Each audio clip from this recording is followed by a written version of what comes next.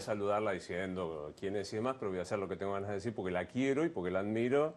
Qué lindo verte. Gracias, Luis, igualmente, de Mi verdad. admiración y mi cariño y mi admiración como corresponde en ese orden. Qué lindo, gracias. Gracias por venir. Sí. Describime situación política de este momento, 31 de octubre. Si soy políticamente, Argentina está parada. Bueno, tenemos el problema económico, fundamental, pero en términos políticos falta menos de un año para la elección presidencial. Y yo te diría que lo que estoy observando más tiene que ver con que hay dos coaliciones cuyos medios se parecen más entre sí que sus extremos. Digamos, si uno mira Juntos por el Cambio y mira Frente a Todos, claro, la presión es más fuerte hoy en Juntos por el Cambio porque la expectativa de que haya un recambio es más alta. Digamos, las cosas hoy estarían dadas para que la oposición gane las elecciones el año que viene. Eso genera más tensión.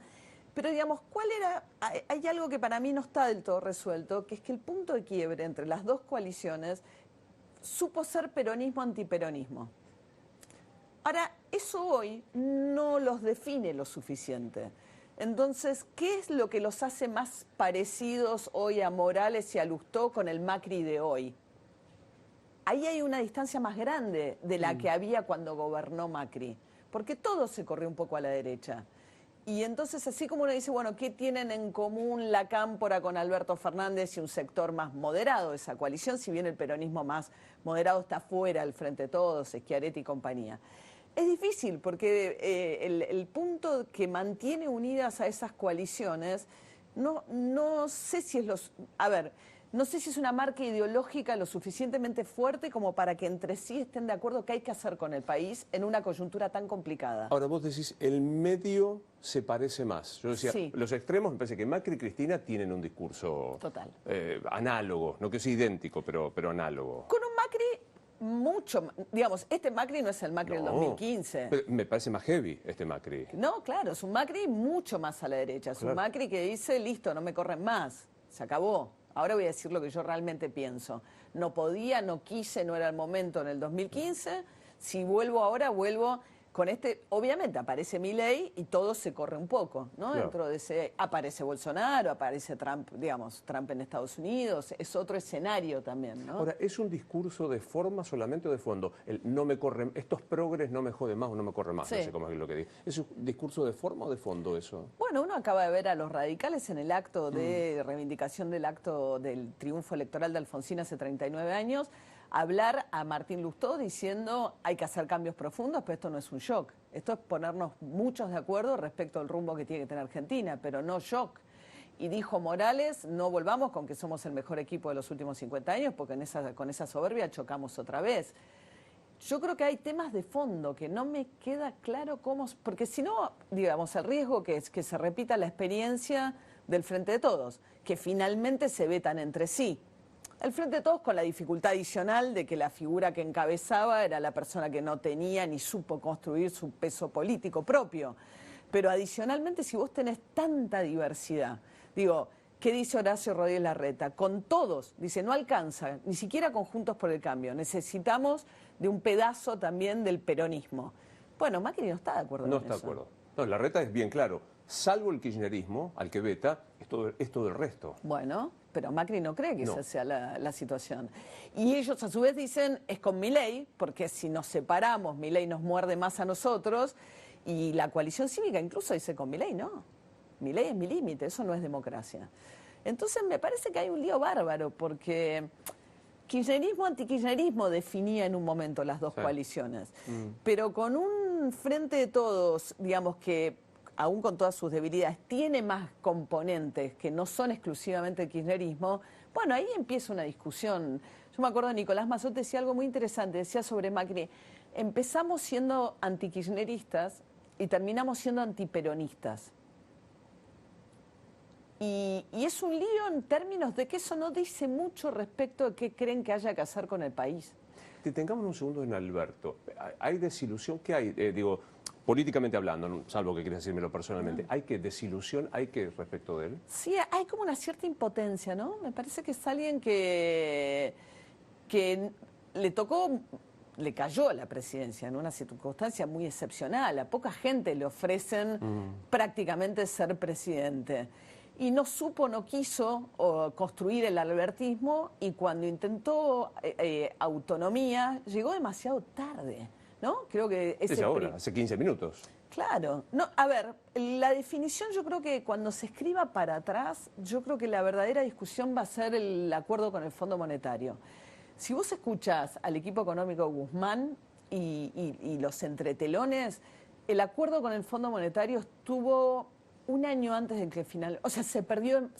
Hay quienes creen que por el veto de la Cámpora, que después se hace explícito, se perdió mucho tiempo en el acuerdo con el Fondo Monetario, y eso, claro, le tocó la pandemia, le tocó la guerra. Son dos cosas que uno no puede soslayar, y hereda una mega deuda con el Fondo Monetario y una inflación del 50%. O sea, uno puede decir, y tuvo a Cristina Kirchner, que tampoco supo ser consecuente con la decisión que había tomado, que era elegir a que otro fuera el presidente, ¿no? Entonces, no eran circunstancias fáciles, pero a la vez no supo, no quiso, no pudo, ¿no? Ahí me gusta decir que veo dos anomalías. Primero, la nominación. Como si le tiran por la cabeza a la presidencia, acepta. Primera anomalía, que el vice lo nomine. Y la otra es que tiene una anomalía, que es una Cristina fiscal, auditora, pero sin voluntad de hacerse de todo el poder definitivamente. Entonces, bueno, claro, ella le cuestiona al gabinete y asume. No. O sea, se retira. Bueno, esa fue mi mayor duda a lo largo del proceso de Martín Guzmán. Decís, ¿qué querían finalmente? Ese momento en el cual Alberto Fernández, esa crisis de ese fin de semana trágico, Alberto Fernández buscándole un sucesor a Martín Guzmán, con el dólar disparado y esa sensación de que estabas al borde de la cornisa y en cualquier momento te caías. ¿Qué quería Cristina Kirchner? Digamos, y hay un momento que quería que Alberto Fernández le tirara al gobierno por la cabeza.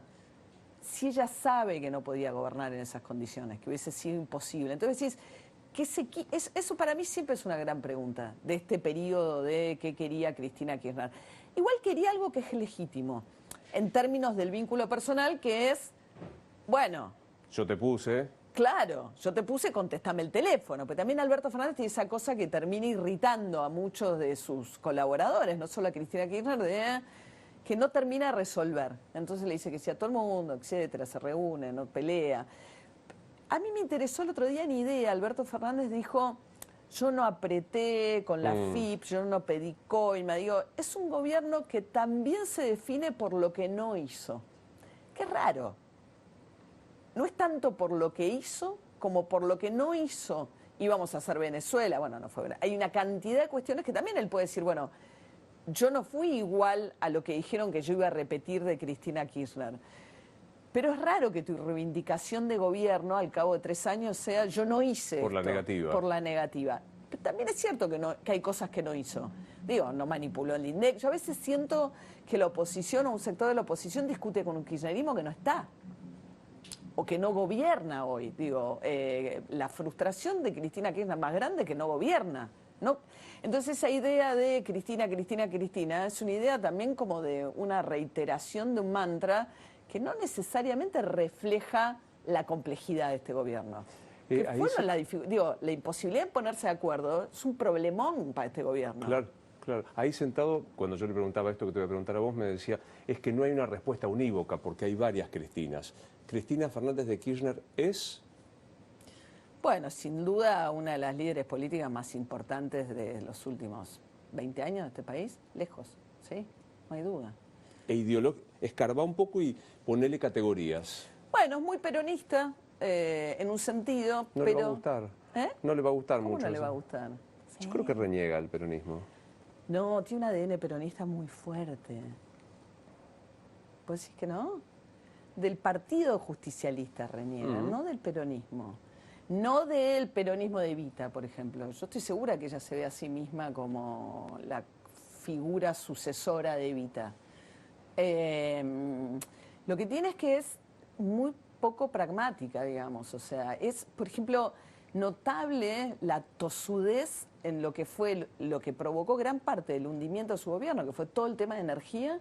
Cristina Kirchner vuelve a insistir con las mismas cosas que le generaron el déficit, digo, los congelamientos eternos, las tarifas de servicios públicos. Es muy difícil entender. Igual es, claro, es una líder de una capacidad de definir, de mover la cancha, de ver lo que los demás no ven. Lo que pasa es que también el problema grande del kirchnerismo es que no delega.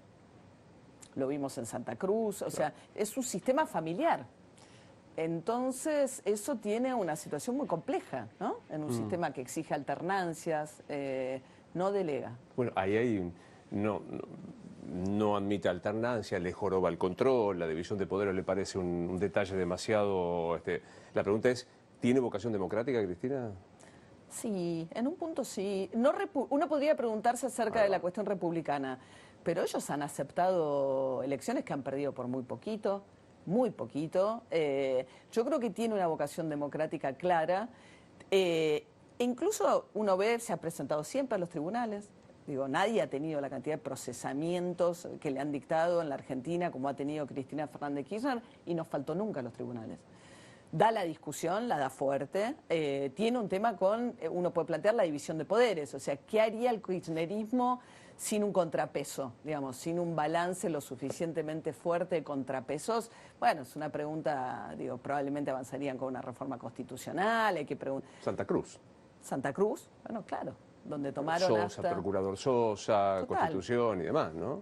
Total, pero vos también tuviste un Néstor Kirchner que cuando fue presidente sienta las bases de la mejor corte que hemos tenido en muchos años, ¿no? Después que las cosas cambian. Pero sí, claro. Yo no creo que sea antidemocrática. En todo caso, le queda corta, le parece una cosa de... Y la división de poderes, todo lo que le pone límites a su poder, digamos. Y me parece que hay algo de la convivencia y el respeto al disenso y a las minorías que le costó mucho durante su gobierno. En lo que Alberto Fernández es mucho mejor.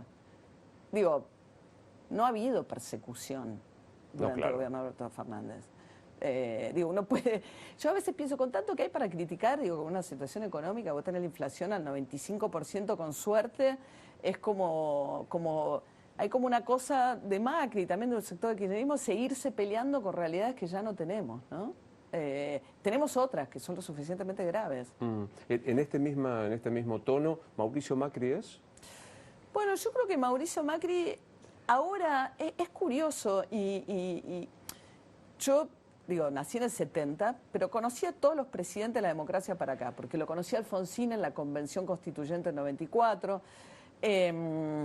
Por supuesto que empecé a trabajar en periodismo en el gobierno de Menem, después tocó de la Rúa, los Kirchner, etcétera.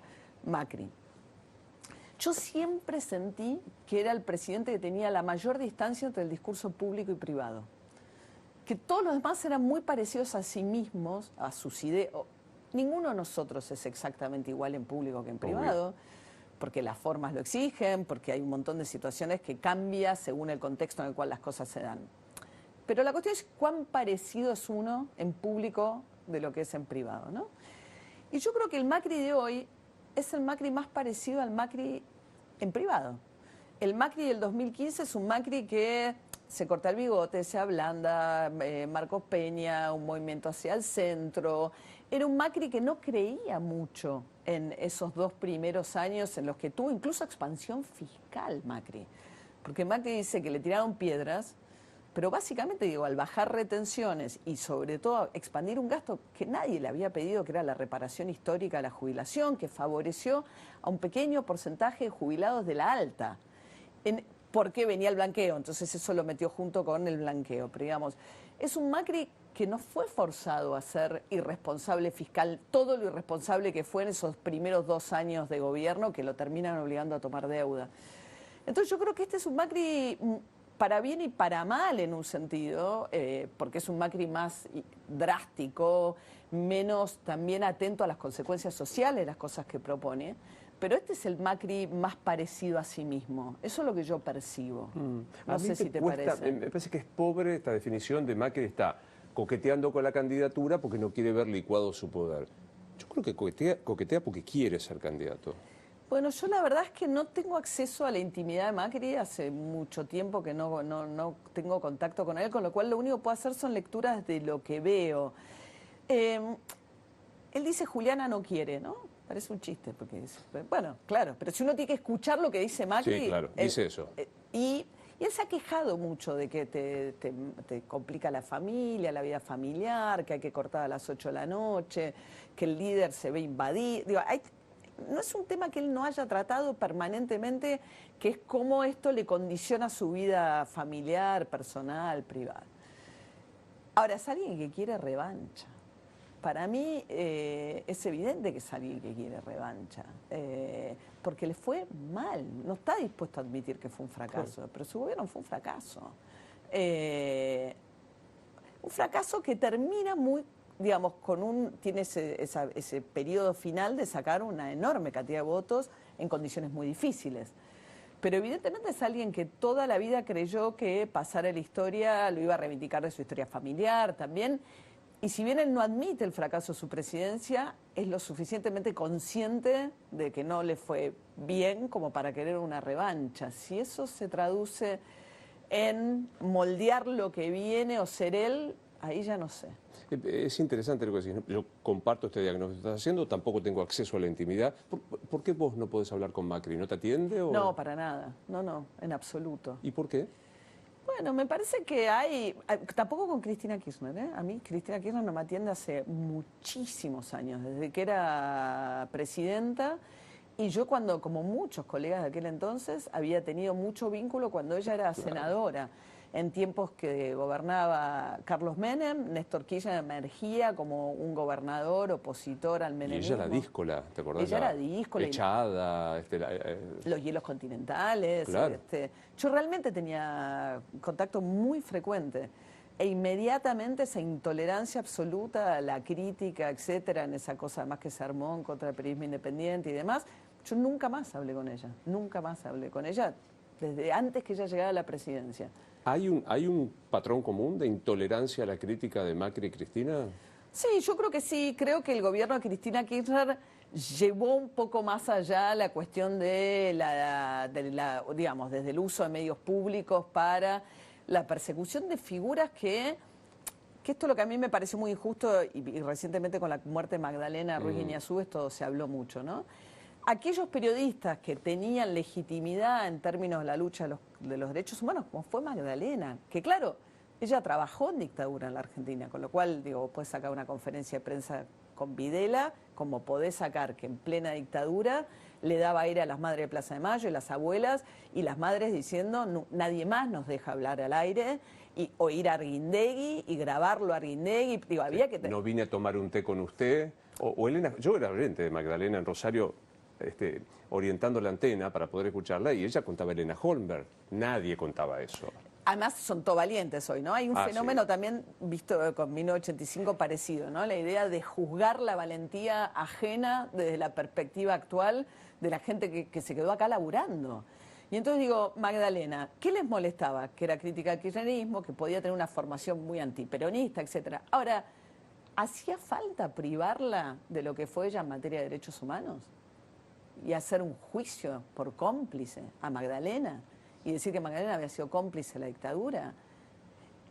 Digo, me parece que hubo una búsqueda en un momento, la destrucción sistemática de la reputación. No quiero usar sistemática en el sentido de hacer ningún parangón con la dictadura, me parece que hay ciertas palabras que por ahí hay que guardarlas para lo que ya tienen un uso común. Pero quiero decir, hubo la idea de destruir la reputación de aquellas personas que se oponían al kirchnerismo, pero porque se oponían al kirchnerismo, no en función de la destrucción de la reputación de esas personas y de su credibilidad, que incluso podían tener diferencias que eran públicas y notorias. Las peleas de Magdalena con Aníbal Fernández eran antológicas.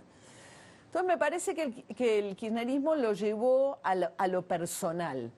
Pero Macri también fue bravo con los periodistas independientes, con los medios, y fue muy condescendiente con los dueños y las organizaciones de medios que apoyaron su presidencia.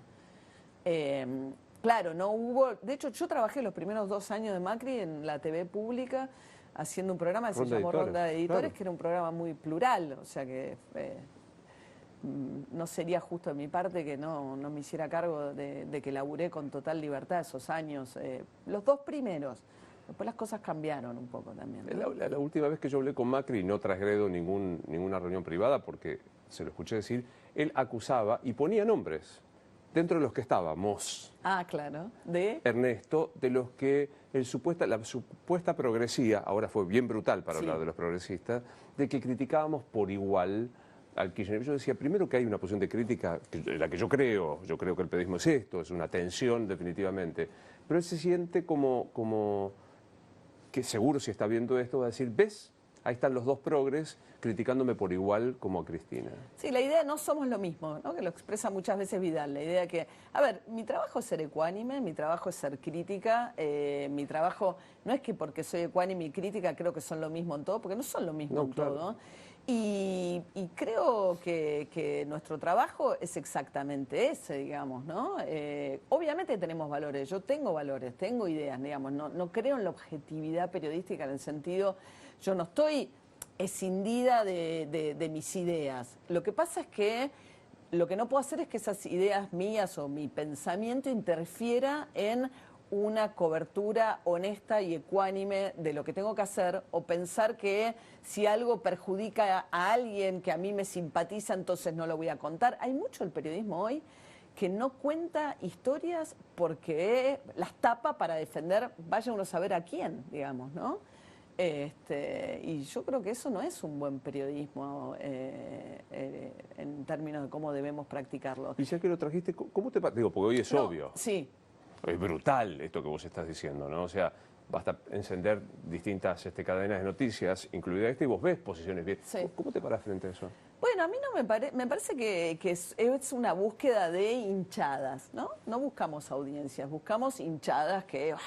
¿no? Sesgo de confirmación. Sesgo de confirmación, y hay algo que es más peligroso para la democracia, que es apelar al enojo y a la indignación. Que es un mecanismo fácil, digo, cuando uno apela al sentimiento, es un mecanismo de algo que te engancha, digo, es como tipo, te pones... Ahora, eso le hace muy mal a la democracia, porque lo que hace es generar un grado de intolerancia que en realidad yo a veces creo que es un tipo de periodismo que trabaja en contra de su propia supervivencia, porque en condiciones en las cuales esas cosas tan intolerantes llegaran a imponerse como única voz, bueno, no vamos a poder laburar como laburamos. Entonces, y además me parece que no es nuestro rol opinar de todo a los gritos, indignar. Yo por lo menos trato de entender. Lo que me pasa fundamentalmente con mi laburo es que estoy tratando de entender y de compartir lo que voy viendo, lo que entiendo, lo que me parece. Cada problema, digo, me parece que es mucho más ese nuestro trabajo que hacer, digo, el trabajo de apelar a los sentimientos de la gente, qué sé yo, los actores, las actrices. Claro. No me parece que sea nuestro trabajo. Pero qué interesante usar el a mí me parece. Viste que no, tendemos a no usar el a mí me parece. O yo creo, tengo la impresión, Sí. esto es. Esto es, hay Claro. una cantidad. Yo no tengo tanta certeza, Yo tampoco, ni puedo saber claro. de tanto todo el tiempo. Y decía Norma Morandini en un curso que hace muchos años, sustantiven. Claro. Dejen de adjetivar, sustantiven la cosa, Sí. contar, bueno, y después, obvio, sí, como si no separarme mis valores y demás, pero primero sustantivame la cosa, ¿no? Sí, y además sea un poquito honesto y ecuánime. A mí me parece que la pérdida de la ecuanimidad hace que escuchemos siempre a los mismos, el sesgo. Después se vuelve un problema, porque eso te interfiere en tu forma de laburar. Entonces solo hablas con los que piensan como vos, solo entrevistás a los que piensan como vos. Entonces de a poco te vas incorporando a ese discurso. Y entonces digo, no hay tensión en los reportajes, salvo cuando viene un opositor y es un pelotón de fusilamiento, digamos, o sea, ni siquiera la tensión está por ahí. A mí me parece que, entonces, además los incentivos hacen que, digo, que los macristas vayan a determinados canales, los kirchneristas vayan a otros, y el cruce está todo mal, porque baja la audiencia, entonces el periodista, ¿para qué va a entrevistar a uno que va en contra de su audiencia y que encima le baja el rating? Entonces, y a su vez ellos se acostumbran a ser tan bien tratados que ¿para qué van a ir a un medio donde les repreguntan? Si ya tienen la audiencia, Claro. es un problema. Yo escucho por ahí voceros que te dicen, no, por ahora estamos haciendo notas con los propios. Wow. Ah, sí, ya, bueno, fíjate, cuando termine el Por ahí te dan ganas. Claro, sí, por ahí te dan ganas. ¿Cómo te llevas, aunque por ahí no te expones tanto en los horarios así tan críticos, con el editor minuto a minuto? No, yo no sé trabajar así, pero francamente lo digo, no, me parece que uno de los grandes problemas que tenemos acá es el minuto a minuto en los noticieros. Eso está prohibido en gran parte. Yo lo vengo proponiendo, hay que sacarlo.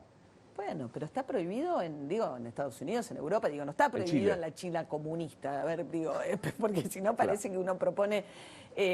porque hay una idea de que la información es un servicio público y que entonces la lógica dentro de un canal de un canal es que eso es una, digamos, una licencia que da el Estado y que cuando se trata de noticias vos lo que buscás es dar la información de la manera más, digamos, que contribuya lo mejor posible al interés público.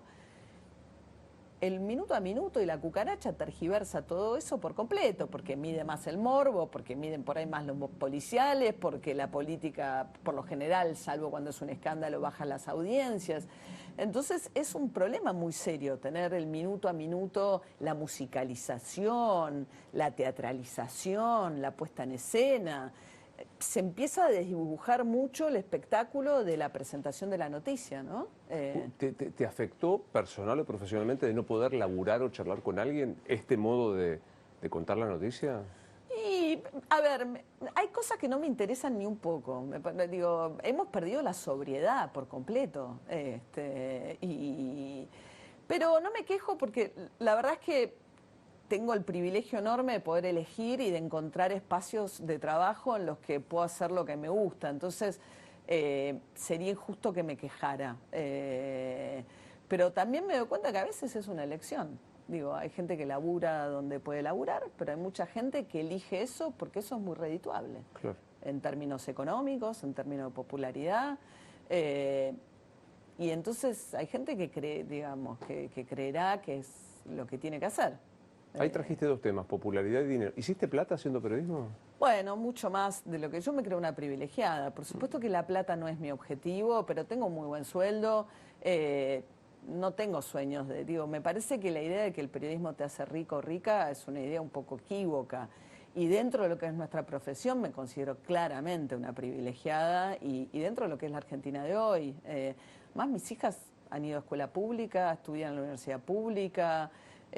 Para lo que yo ambiciono me ha dado mucho más de lo que yo esperaba esta profesión, pero no es una profesión para buscar ser rico o rica, claro, que es un equívoco que pasa también. Sí, claro. Además esta cosa de borrar la frontera entre el influencer y el periodista, hay mucho terreno ahí donde se abren otras posibilidades que son distintas a las que tenemos nosotros o por ahí a las limitaciones que tenemos como periodistas, ¿no? Y popularidad MasterChef. Ah, eso fue muy lindo. Eso ¿Dudaste fue... en algún momento? No mucho, porque empezó como un juego, porque mis hijas que no ven, ahora tienen 19 y 20 años, crecieron sin ver televisión abierta, pasó este fenómeno en que las temporadas de MasterChef llevaron a una generación a la televisión abierta que no sabía ni que había 4 canales de aire, digamos, ¿no? Y entonces empezamos a verlo y empezó un chiste con Flora Alcorta, que es una humorista que es amiga mía en la radio, que empezó María Masterchef, María Masterchef. Tengo uno de esos programas que escuchan productores, viste que nosotros tenemos como... Hay un circulito de... Hay un circulito, claro. y hay mucho productor que lo escucha y lo escuchaban productores de Boxfish, que es la productora de MasterChef.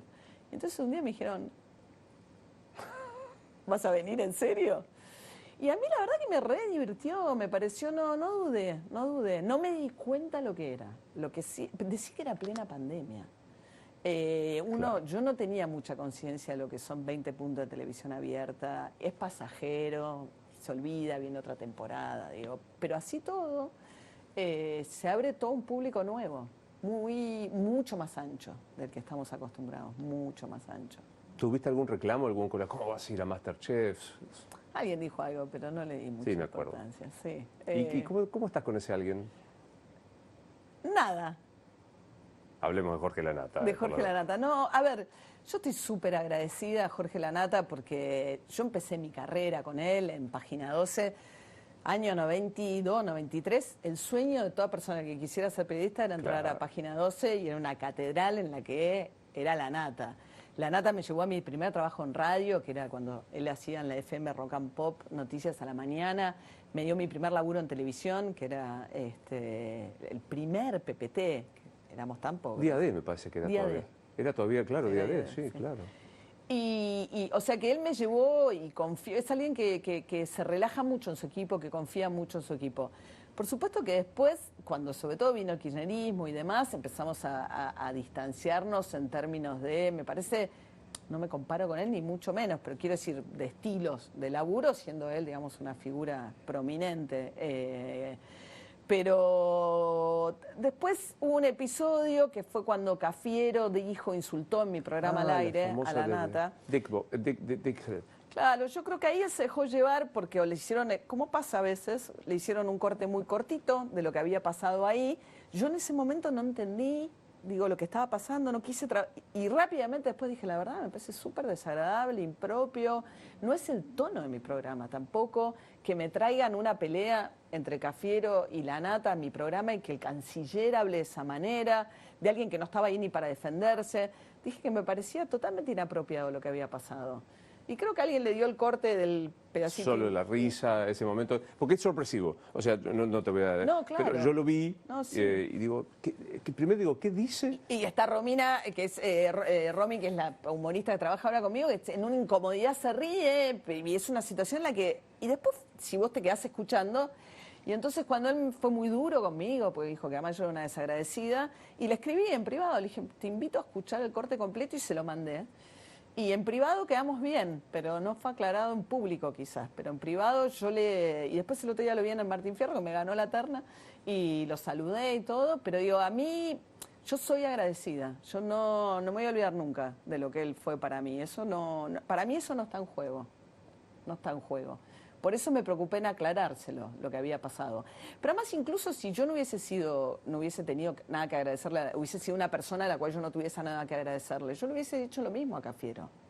Pero a veces también hay una especie de, no morbo, pero de los que nacimos y crecimos con la Nata, cualquier cosita...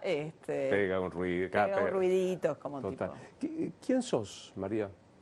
Bueno, soy una madre de 2 hijas bellísimas. Soy alguien muy inquieto, curiosa. Amo mucho mi oficio, me divierto. Tengo mucha curiosidad. Porque como decís, cocinar. Ahora cocino un montón, ¿entendés? Corro una maratón, ¿entendés? O sea, muchas cosas me dan gusto en la vida. Creo que disfruto mucho. Pues es que esta pregunta de quién sos se la robé a Rolón, que si no fuiste a verlo te demasiado rápido? No, la gente piensa mejor. Al contrario, si no fuiste a verlo, te lo súper recomiendo, es un espectáculo que se llama Palabra Plena, y él en un momento enfrenta al público y pregunta quién sos, ¿viste? Y es muy interesante, y después charlando con él me dice, a mí me importa mucho la primera respuesta, y lo primero que dijiste, soy una madre. Sí, porque a ver, no quiero decir que eso necesariamente... sea lo único en la vida, ni mucho menos, pero para mí es como alucinante ver 2 mujeres grandes, independientes, lindas, seguras de sí mismas. O sea, de verdad me da mucho orgullo si en algo obvio que uno tiene una parte, pero no toda, por supuesto. Y creo que, poder atravesar la crianza de una manera que genere unos lazos lindos de cariño, amor. También soy una mujer que me divierto, no es que solo la maternidad me define, pero que me haya ido bien en la maternidad es algo que me da mucha satisfacción. Mirando para atrás, viste que Mafalda le dice a su hermanito, a Guille, cuando ve que los padres están peleándose, le dice, entendelos, no hay manual y están aprendiendo con nosotros. ¿Es por ahí?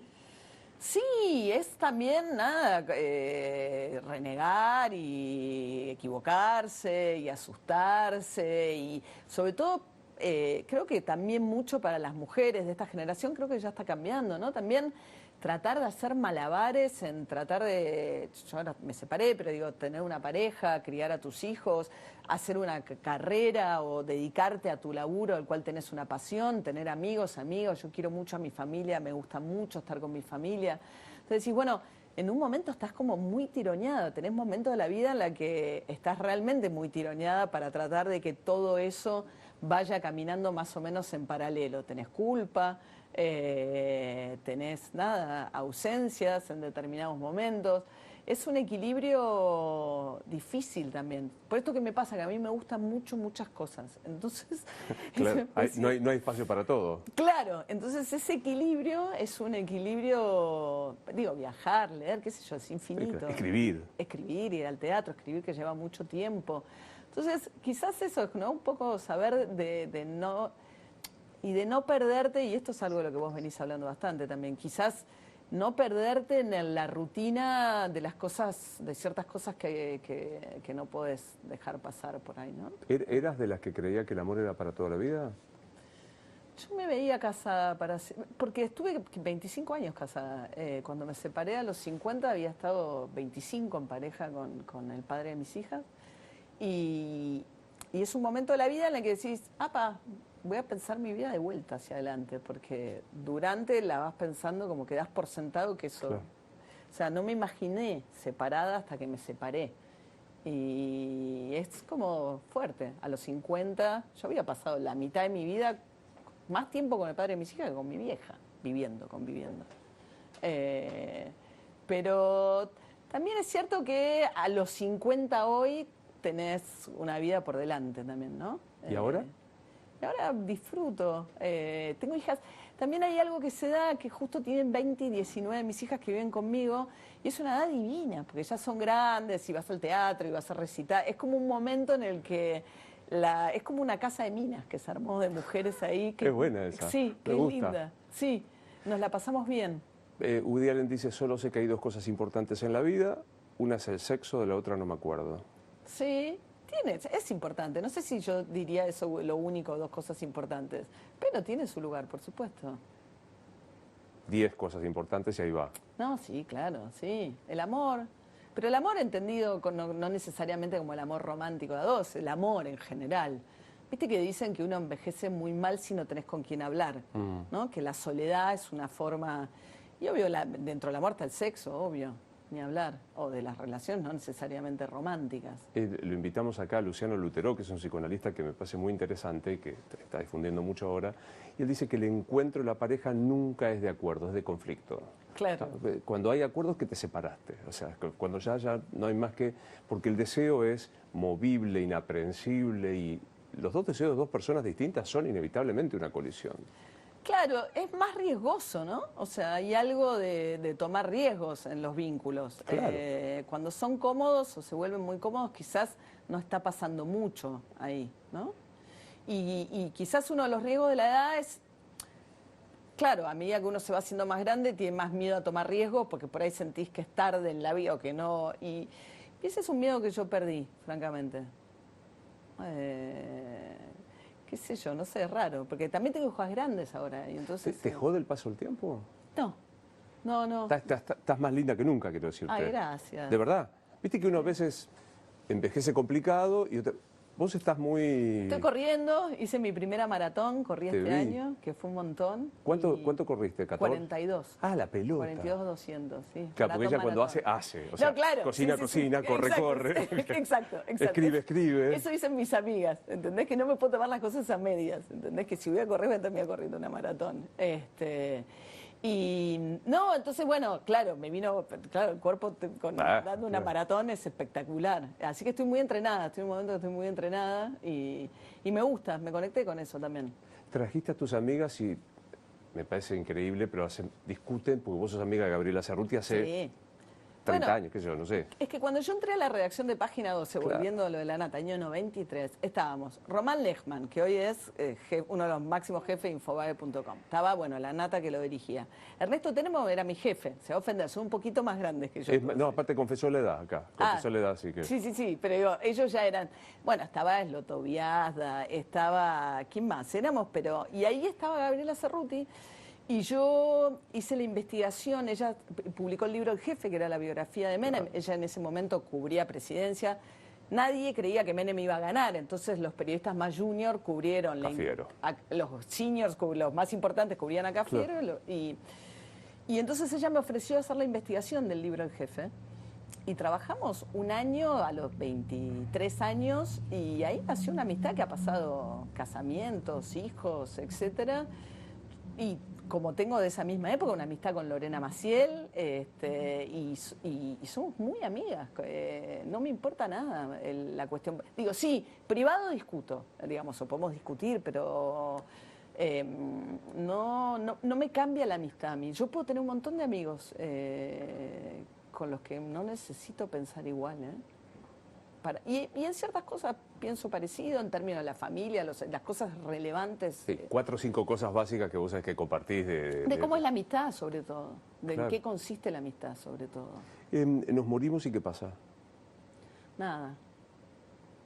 Es lo que dejamos cuando nos vamos.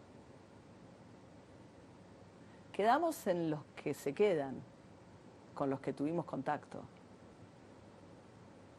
Por eso pienso en mis hijas, ¿entendés? Creo que yo no soy religiosa, para nada. Me criaron religiosa y después me volví muy atea, agnóstica. Pero sí, lo que hacemos mientras tanto, bueno, ahí le podemos hacer daño a la gente o le podemos dejar cosas lindas a la gente que estuvo cerca nuestro. Y eso queda cuando nos vamos, ¿no? ¿Y qué quedará de vos en tus hijas? Bueno, espero que tengan certezas, que es un poco lo que me dejó mi vieja vive, lo formulé de una manera que parece que no vive mi mamá, pero Teresa, que la adoro, que yo siempre le dije que ella me hizo sentir segura, siempre me hizo sentir tranquila. No tengo, ¿entendés? Esa cosa de andá, hacelo, probá. Y yo creo que es eso al final, ¿no? Que nos den confianza en que podemos probar, hacer, equivocarnos, que nos vaya bien. Esa cosa de que siempre tenés un abrazo al que volver, a llorar si te va mal o a festejar. Esa persona que sabés que si te va bien se va a alegrar por vos y que si te va mal te va a abrazar igual. Y yo creo que es eso, ¿viste? El amor al final, de los que te importan, de los que te forman, de las personas a las que necesitas, ¿no? De saber que hay alguien que confía en vos y que si te va mal va a estar igual al lado tuyo. Me parece que es eso también los hijos, ¿no? Vos que estás ahora... Voy a robar, con tu permiso citaré esta cosa, la forma del amor es tener un abrazo donde siempre volver es hermoso. Claro, y no importa, puedes volver llorando, puedes volver de alegría. ¿Viste esa persona a la que le querés contar que te salió re bien algo? O algo que te fue pésimo, te rompió el corazón y es un papelón, ¿entendés? Y sabés que podés ir... Yo siempre toda esa imagen y me gusta de poder meterte en la cama, ¿entendés? Con tu vieja o con tus hijos, que haya un lugar en esa... Claro. Que es como volver a la cosa más, más infantil, a esa seguridad de que va a estar, ¿viste? ¿A qué se parece cuando una de tus hijas o las dos te dice mamá te amo? Pues es que hay algo re lindo de esta generación, lo dicen todo el tiempo. Te amo, me lo dicen todos los días. Viste, chao, te amo. Hay como un te amo, no sé si es la nueva generación, pero en mi casa el te amo circula y el te quiero y qué sé yo circula mucho, de la mano de ellas, que lo trajeron. Y me enseñaron a decírselo a mi vieja, mucho más también. El te quiero por ahí, de cortar teléfono, te quiero. Y no soy tanto hablar con ella todo el tiempo, pero circula, no sé, hay algo, no sé si es la nueva generación, pero me lo enseñaron ellas un montón. Yo soy más durita. Claro. Sí. ¿Qué es esto? Sí. Yo tampoco, o sea, a mí me costó un montón. Pero no circula y el más toquete ahora, recontra. ¿no? Y que se los debemos a ellos, a los más pibes. ¿Cómo te paras frente a un terrorista que casi nadie entrevistó y que forma parte de una historia muy inmediata y que todavía está discutida, y sostener la rigurosidad profesional para hacerlo como lo hiciste en el libro? Voy a decir por Firmenich. Bueno, Firmenich fue un guerrillero en términos de la expresión de una organización guerrillera como lo fue en los 70 Montoneros, en un contexto en el cual había todo un sector de la juventud que creía que había una situación que justificaba tomar las armas con un proyecto político que Montoneros nunca fue del todo claro, ¿no? Los guevaristas querían ir hacia, digamos, un sistema socialista, la cubana o algunos más chinos. La organización que proponía Montoneros nunca fue del todo clara. Arranca siendo peronista, obviamente, con el asesinato de Aramburu en el 70, 15 años después de la revolución, llamada Revolución Libertadora del 55. Vengan el asesinato, digamos, el golpe, matando a Aramburu, y así nace una guerrilla indefectiblemente peronista, ¿no? Por su origen. Claro, es alguien que mató, que ordenó matar, y esa diferencia entre el terrorismo y ¿Los guerrilleros? Y la guerrilla es una diferencia importante, porque hay situaciones en las que decís, bueno, se supone que aún para matar, la guerrilla, teniendo un objetivo determinado, tenía ciertas normas. Por eso es que, por ejemplo, cuando vuelan el comedor de la Policía Federal, que fue uno de los peores atentados que hubo del lado de las guerrillas, bueno, era un comedor abierto a la comunidad. Era un comedor que no era, digo, vos decís, bueno, dentro de una lógica militar, vos podés tener objetivos militares. Ahora, ¿qué pasa cuando que yo creo que en un momento gran parte de En un momento, obviamente, Montoneros tuvo mucha popularidad, sobre todo en la época de Cámpora, con La Tendencia, etcétera. En un momento, el único que apostó a ir por la democracia, digamos, insertarse dentro del sistema democrático. Pero bueno, me parece que gran parte hay un problema serio con la falta de lugar que tienen las víctimas civiles de la guerrilla en la Argentina. Yo entiendo que hay un silencio ahí que es muy injusto para esas víctimas, que muchas veces genera mucho rechazo porque viene de la mano de algo que parece una reivindicación del terrorismo de Estado, que es el horror más grande, y que escuchar a esas...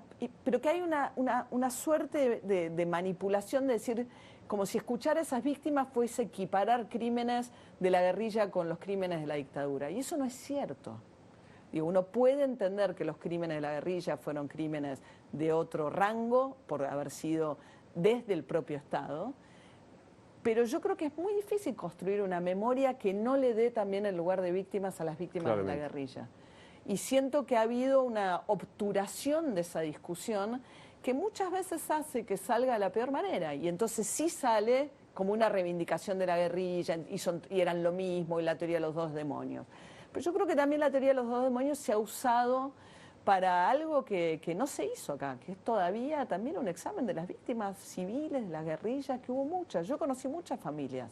Claro. De hecho, en el secuestro de Born, que yo escribí un libro sobre el secuestro de los Born, en un momento para presionar por la liberación para que pagara el rescate, que el padre no quería pagar, matan a un directivo de Bungibón, de apellido Muscat, que yo conocía a las hijas, 3 mujeres muy atravesadas por esa historia. Y era un directivo de Bungibón que no tenía nada que ver. Nada que ver. ¿Te parece admisible comparar Montoneros con la Cámpora? Viste que dicen se parecen, son la orga. No, bueno, a ver, la Cámpora tiene un compromiso vital y fundamental con el sistema democrático, nacieron en democracia. A mí me parece que la ambigüedad de la Cámpora es cuando... Yo una vez le pregunté al Cuervo Larroque, ¿por qué se llaman ustedes la Cámpora? Por la lealtad, dicen. Yo creo que no es del todo cierto. El momento de la Cámpora fue el momento de mayor popularidad de la tendencia, que era la tendencia montonera, la tendencia, digamos, que venía de Montoneros. Habían ganado mucha popularidad en el 70 con el asesinato de Aramburu y se insertan en el sistema democrático y van a elecciones incluso con Cámpora, con candidatos propios. Ahora, ¿qué quiere decir? O sea, yo creo que nunca ha habido una mirada del todo clara respecto de, bueno, esa juventud maravillosa, qué errores cometió, que es un poco el tema de Firmenich, volviendo a tu pregunta, que parece quedado en el tiempo. Es alguien a quien la experiencia no le enseñó nada, absolutamente nada. Entonces, digo, es muy fácil la comparación con Mujica, quizás es demasiado sencilla, pero bueno, vos escuchás a Pepe Mujica, digo, fue parte de la guerrilla en el Uruguay, estuvo preso por la dictadura, todo, pero no mira el hoy como si el tiempo no hubiese pasado. Es otro discurso, otro análisis. Aún sin renegar de su propia historia. Lo que pasa es que Firmenich es un tipo que habla como si el tiempo no hubiese pasado, como si no hubiese habido, digamos, las cosas que ocurrieron también con la guerrilla, con la contraofensiva, la idea de que la contraofensiva fue un éxito. Es terrible para los propios militantes montoneros que estaban en el exilio y vuelven a morir acá, aún suponiendo que la cúpula lo hubiese hecho con las mejores intenciones, etcétera, etcétera, etcétera. Bueno, era gente que estaba a salvo y que vino a morir de a centenares en el 78. Entonces, me parece que esa postura absolutamente acrítica, militaroide, es lo que le impide absolutamente insertarse en el debate democrático. También es cierto que es el único demonizado, ¿no?, respecto de este debate. A veces tendemos a tener debates muy blanco y negro. Y aparte cómodos, ¿no? Porque es Firmenich. Exacto. El infierno es este. El infierno es este, total. Y se terminó. Total. Bueno, repasemos. Estás haciendo radio, como siempre. En Urbana Play, que es una experiencia muy linda porque es una radio que nació de cero en tiempos de pandemia, que tiene mucho, se hace en un estudio de televisión porque está en la productora de Cuarzo TV, entonces tenemos luz, o sea, es una radio en una ventana. Claro. Porque las radios encerradas son de la época de que el micrófono, que teníamos otra tecnología. Obvio. Y tenemos transmisión en YouTube. Es una especie de radio más anfibia, te diría, sin perder la esencia radio. Y estás en CNN. Estoy en CNN en español con Ernesto Tenenbaum, que hemos hecho una dupla que amo, que adoro, que nos alimenta mucho. Y estoy escribiendo. ¿Puede decirse qué o no? Sí, es una cosa muy curiosa porque uno tiende, o yo por lo menos, a descreer de las reediciones o de las versiones ampliadas. Pero efectivamente, después que salió Born, conseguí las de grabaciones, que son las conversaciones entre Montoneros y los negociadores de Bunge-Born, que es un material fascinante. Entonces me volví a meter en Born, en un libro que es un libro definitivo real, que a mí me ha enseñado muchísimo. Además, volví al secuestro de los Born después de haber escrito Aramburu, con lo cual sé mucho más de lo que sabía de los Montoneros cuando escribí sobre Born, porque esto es año 74 ya. El secuestro de los Born, el secuestro más caro de la historia, $60 millones pagó Born al cabo de 9 meses de cautiverio de 2 de sus hijos, uno estuvo un poco menos. Pero es una historia extraordinaria. Fascinante. Bueno, ¿qué vas a hacer cuando seas grande? Yo digo algo que no voy a cumplir. Descansar un poco. Mentira, mentira. ¿Sabes cómo lo escucho yo eso todo el tiempo? Nada, ahí está. No sé qué me voy a inventar. Quiero hacer el cruce de los Andes. ¿En mula? No, 3 días corriendo. María. ¿Vos decís? María, te lo ruego. Bueno, ahora sí, última. Detenete. Entra por ahí María O'Donnell a los 7 años. Ah. Tenés 40 de experiencia. Decile algo. Mi mamá me decía la doctora de chiquita, porque ¿Sí? decía que era muy asertiva, ¿entendés? Y le iba a decir, doctora, va a tener mucho que aprender. Va a tener que no sépalo. se apure tanto. Sépalo. No se apure. Es siempre bueno verte, muy Igual. bueno. Gracias, Luis. Cuídate. ¿Sabías que el precio del oro nunca había estado tan alto? Es el momento de hacer valer tu oro. Alhajas, relojes, brillantes, monedas de oro, lingotes. ¿Dónde? En Joyería El Tasador. Joyería El Tasador, atendido por buena gente, expertos técnicos que tasan en el acto y pagan en efectivo. Joyería El Tasador, 0800-222-8273. 0800-222-8273. Joyería El Tasador. Toda una vida dedicados a las joyas. Pensá vender al mejor precio. Visitanos. Joyería El Tasador. Avenida Corrientes 2810, esquina Pueyrredón. Joyería El Tasador. Tu tasador, mi tasador.